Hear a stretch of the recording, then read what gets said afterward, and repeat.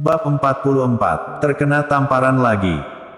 Jerry yang tercengang, dia mengira dirinya melakukan kesalahan, namun dengan cepat dia memahami segalanya dari tatapan Lesikin. Tiba-tiba dia tersenyum, karena aku suka padamu. Ucapan ini, sekali lagi membuat Lesikin tidak dapat mengendalikan suasana hatinya, dia langsung mengeluarkan air matanya, namun kedua matanya tetap tertuju pada Jerry yang, seharusnya kamu tahu jelas, aku tidak memiliki perasaan pria dan wanita padamu, jika kamu melakukan ini padamu, apakah kamu tidak merasa rugi? Jerry yang mengeluarkan satu lembar tisu, lalu membantunya menyeka air mata, dan dengan tersenyum hangat berkata, kamu tidak perlu merasa tertekan, anggap saja aku sebagai pengejarmu. Pengejar, Lesikin sedikit terkejut dengan cara bicara Jerry yang. Jerry yang mengangguk, anggap saja aku sebagai seorang pria yang menyukaimu, sedang mengejarmu, dan jika suatu hari nanti kamu tiba-tiba sadar benar-benar tidak dapat menerimaku, kamu boleh menolakku. Lesikin terdiam, lalu Jerry yang berkata, tidak perlu banyak berpikir, makanlah. Setelah sarapan, Jerry yang segera masuk ke mobil, ingin mengantarkan Lesikin ke kantor. Jerry yang, jika kamu tidak ada urusan, apakah kamu bisa mengantarkan aku pergi ke grup Kin? Lesikin tiba-tiba bertanya. Jerry yang tidak banyak bertanya, dia hanya berkata, baik. Sepanjang perjalanan, Lesikin terlihat termenung, setelah tiba di kediaman keluarga Kin, dia baru kembali sadar setelah Jerry yang memanggilnya. Mereka berdua turun dari mobil, kemudian melihat seseorang yang familiar. Ternyata kamu masih hidup, benar-benar mengejutkan. Fredkin melihat Jerry yang, kemudian muncul kebencian di dalam matanya. Jerry yang tersenyum, setelah beberapa hari tidak terlihat, sepertinya kamu sudah kekurangan pria. Fredkin marah besar, Jerry yang, kamu berpikir tidak ada orang yang bisa menghabisimu. Meskipun ada, orang itu bukan kamu. Jerry yang mencibir.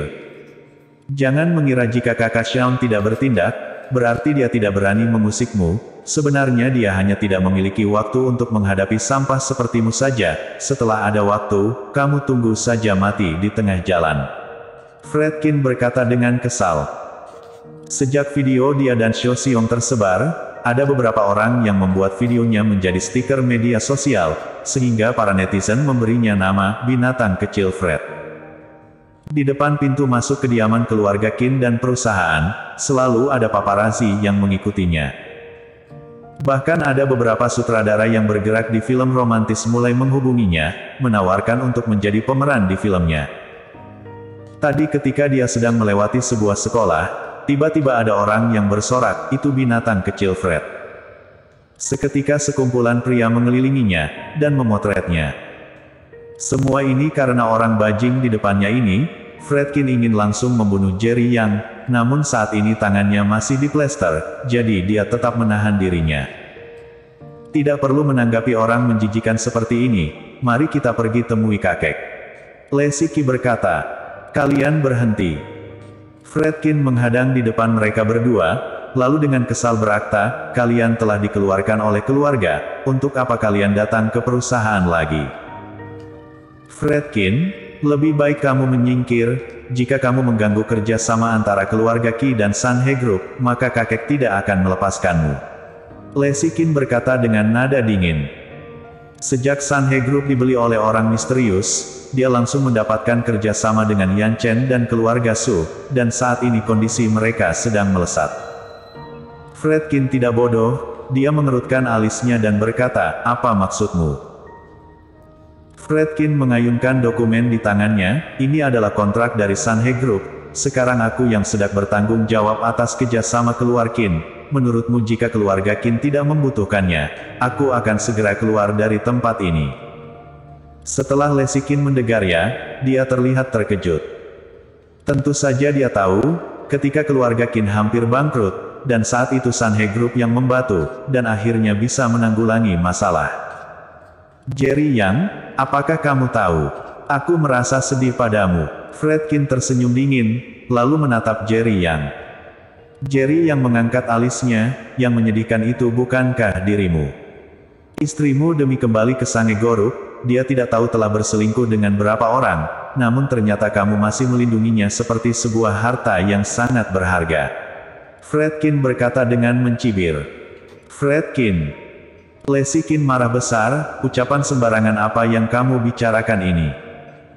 Aku sedang sembarangan atau tidak, kamu tahu jelas. Seluruh kerabat keluarga Qin di Sanhe Group telah dibersihkan, namun hanya kamu yang bisa bertahan di sana. Jika bukan karena menemani para petinggi tidur, bagaimana bisa kamu bertahan di sana? Fredkin terlihat mencibir. Iya. Lesikin langsung melesatkan tamparan, suara tamparan berdengung, kemudian dengan terlihat bingung, kamu lajang ini. Daf. Fredkin mencibir, kemudian dadanya tertendang, dan tubuhnya terhempas ke tangga. Tangannya sebelumnya masih diplester, lalu saat ini patah lagi menjadi dua, benar-benar sangat sakit hingga dia menjerit. Saat ini sedang waktu bekerja, jadi ada banyak orang yang melihat kejadian ini dengan terkejut.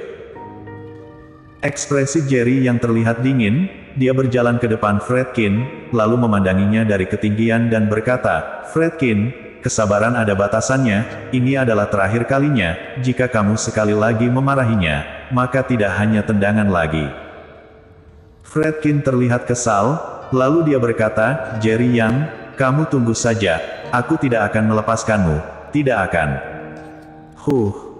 Jerry Yang hanya mendengus, lalu membawa Lesiki masuk ke dalam perusahaan. Di dalam ruang pentinggi grup Qin. Di Root Qin, grup Chenghe bisa bekerja sama denganmu, itu adalah keberuntungan kami, mulai hari ini tolong bantuannya. Tuan Besar Qin duduk di depan seorang pemuda, usianya sekitar 30 tahun, dia mengenakan pakaian formal, saat ini dia sedang tersenyum dengan ramah. Tuan Besar Qin seketika merasa tersanjung, dia tahu jelas identitas dari pemuda di hadapannya ini, meskipun bukan berasal dari keluarga di Jiangzhou, tetapi di kota lain, dia juga berasal dari keluarga kelas 1. Tuan muda yang sudah sungkan, ini adalah kemampuan kami keluarga Qin.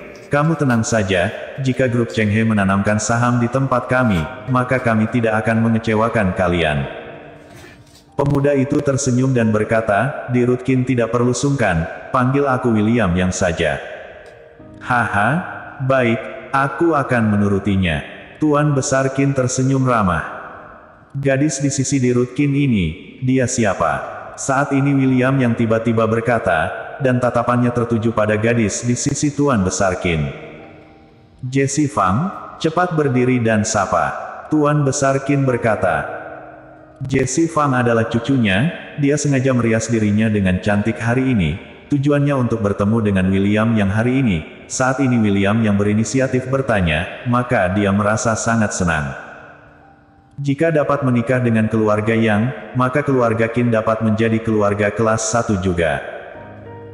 Jessie Fang terlihat malu, dia berdiri, kemudian tersenyum lembut pada William Yang, Tuan Yang, apa kabar, namaku Jessie Fang, kamu panggil aku Jessie saja. William Yang menyipitkan matanya, meskipun Jessie Fang bukan wanita kelas atas, namun setelah merias diri, dia tetap terlihat cantik. Namun tentu saja dia tidak akan menikah dengan keluarga Qin yang kecil ini, namun karena terlihat jelas Tuan Besar Qin ingin Jessie Fang memiliki hubungan dengannya, meskipun tidak akan menikah dengan gadis ini, tetapi jika dapat bermain dengannya juga tidak buruk. Tidak heran kamu putri dari keluarga Qin, dari penampilan Jessie ini, jika diletakkan di seluruh Jiangsu, sepertinya tidak ada orang yang bisa melampauinya. William Yang tanpa ragu memuji kecantikannya, namun hanya dia yang tahu ucapannya itu palsu. Namun petua dan gadis itu bodoh, karena ternyata mereka percaya. Haha, tuan muda yang telah berlebihan. Tuan Besar Qin tersenyum dan berkata, kemudian dia memberikan isyarat mata pada Jessie Fang, Jessie, beberapa hari ini tuan muda yang akan menjadi tamu di kediaman keluarga Qin, kamu harus mewakiliku melayaninya dengan baik. Jessie Fang merasa senang, namun ekspresinya tetap terlihat lembut. Kakek tenang saja, aku akan melayani Tuan Yang dengan baik. Kalau begitu terima kasih banyak Jessie. William Yang berkata sembari tersenyum. Di saat ini, tiba-tiba ada orang yang mengetuk pintu. Silahkan masuk. Ketika Tuan Besar Qin melihat yang masuk adalah Lesi Qin dan Jerry Yang, senyuman di wajahnya langsung menghilang, kemudian dengan nada dingin berkata, "Kenapa kalian datang?" Jerry Yang mengerutkan alisnya, tetapi bukan karena Tuan Besar Qin, melainkan karena ada seorang tamu pria di sana. Setelah Lesi Qin masuk, tatapannya langsung tertuju pada Lesi Qin. Jerry Yang berjalan ke depan, dan segera menutupi Lesi Qin ke belakangnya. Saat ini William yang menyipitkan matanya dan melirik Jerry Yang, lalu ternyata dia tersenyum kepada Jerry Yang. Melihat sikap Tuan Besar Qin yang begitu dingin, Lesi Qin merasa sangat sedih. Bagaimanapun dia tumbuh di dalam keluarga, dia memiliki perasaan yang mendalam pada keluarga Qin. "Kakek, ini adalah kontrak kerja sama dengan grup Sanhe, kamu periksalah." Tuan Besar Qin yang tadi masih kesal melihat kedatangan Lesi Qin dan Jerry Yang, saat ini ekspresinya berubah ketika mendengar kata grup Sanhe. Dia tersenyum dingin dan berkata, "Lesi Qin, kamu benar-benar hebat, seluruh kerabat keluarga Qin telah dipecat, namun ternyata kamu sendiri yang bisa masuk ke perusahaan." Lesi Qin tahu, tidak peduli apa yang dia katakan, Tuan Besar Qin tetap akan menolaknya, jadi Lesi Qin memilih untuk tidak bicara. Jesse Fang juga menyadari tatapan William Yang, seketika dia menjadi kesal, lalu tersenyum dingin, kakak sepupu memang memiliki kemampuan, hanya saja aku tidak tahu teknik yang dia gunakan untuk masuk ke grup Sanhe itu tercela atau tidak." Jerry yang mengerutkan alisnya, orang-orang dari keluarga Qin benar-benar tidak takut mati. Tadi di lantai bawah sudah ada seseorang yang tidak berguna diberi pelajaran olehku, namun Eryata muncul lagi satu. Dan di saat ini, Fred Qin masuk ke ruang rapat. "Fred, apa yang terjadi padamu?" Ketika melihat perban di tangannya hancur, lalu tubuhnya dipenuhi oleh debu, Tuan Besar Qin langsung terlihat kesal. Fred Qin menggertak giginya menatap Jerry Yang, "Kakek, semua ini karena bajingan ini, aku telah menghadangnya masuk ke dalam perusahaan, namun dia langsung melukai lenganku, kakek, kamu harus membantuku." "Kakek, tidak seperti itu, Fred Qin tadi." Lesi Qin ingin memberikan penjelasan, tetapi Tuan Besar Qin langsung memarahinya, "Kamu diam." Jerry yang dengan tersenyum menatap Tuan Besar Qin, kemudian ingin melihat bagaimana Tuan Besar Qin menyelesaikan semua ini. Tuan Besar Qin dengan kesal berkata, "Kamu bajingan ini, cepat keluar. Jika tidak aku akan memanggil satpam. Karena ingin mengusir kami keluar, maka jangan menyesal." Jerry yang berkata, "Lesi, mari kita pergi." Orang lain memang tidak tahu, namun bagaimana mungkin Lesi Qin tidak tahu? Jerry yang adalah orang yang membeli grup Sanhe, ingin bekerja sama atau tidak, semuanya ada di tangannya sekarang. Ketika mendengar Jerry yang ingin pergi, dia menjadi panik. "Jerry Yang, tolong berikan keluarga Qin satu kali lagi kesempatan." Lesi Qin memohon. "Apakah aku tidak salah dengar? Kakak sepupu tadi meminta pada bajingan itu untuk memberikan keluarga Qin satu kesempatan lagi." Saat ini Jesse Fang berkata sembari tersenyum. Fred Qin dengan kesal berkata, "Pasangan anjing ini benar-benar mahir dalam berakting."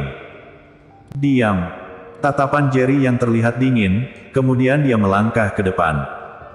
Suara tamparan terdengar, Jerry yang langsung menamparkan wajah Fred Qin, tubuhnya langsung terhempas terbang, kemudian beberapa giginya juga patah.